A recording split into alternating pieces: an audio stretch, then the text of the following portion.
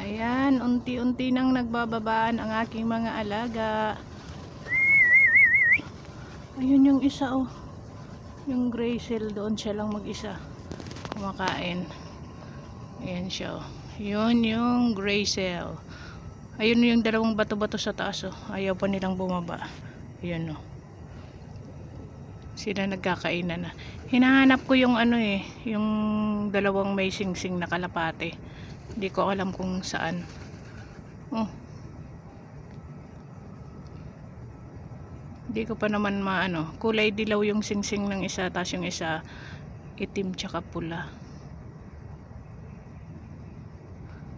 Ayaw nilang bumaba yung iba. Oh. Ayun. Asan kaya yun? Hindi ko maisa-isa eh. Ay, ayun sa taas yung isa oh. Ayun yung isa. Ayan. Ayan siya oh. Up. Ayun, bumaba na. Ayun siya oh. Yan yung may singsing.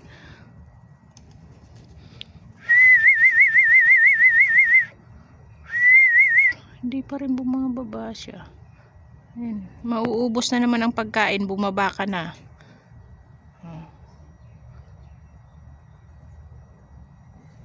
Ayun, saka palang bumaba.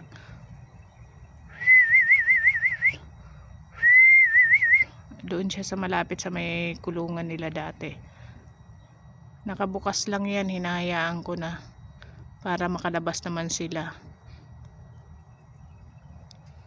Saan kaya yung isa? Hindi ko makita eh. Ayun na yung isa. Yung may pula ang singsing. Yung isa yung dilaw lang yun oh. Kitang kita kasi dilaw. Dalawa pala yung nilagay ko doon na singsing, dilaw tsaka itim. Yung isa pula lang, kaya hindi ko gaanong makita. Mga pula naman yung paa nila eh. May dalawa doon sa taas, ayaw bumaba, bahala kayo dyan. Ayan oh. Yung bato-batoan doon din sila oh, nakikikain. May pagkain akong nilagay doon sa loob, ayaw nilang puntahan. Ayan, yan may singsing oh.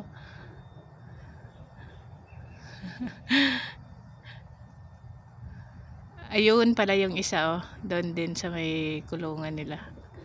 Yun, pumasok na. Yun, sinundan niya. Ala, ayaw niya. Ang payat nung isa na yun oh. Baby pa siguro yun. Yung sisiw doon na isa oh, hindi pa lumalabas sa kanyang pugad. Yan na, bababa na ako.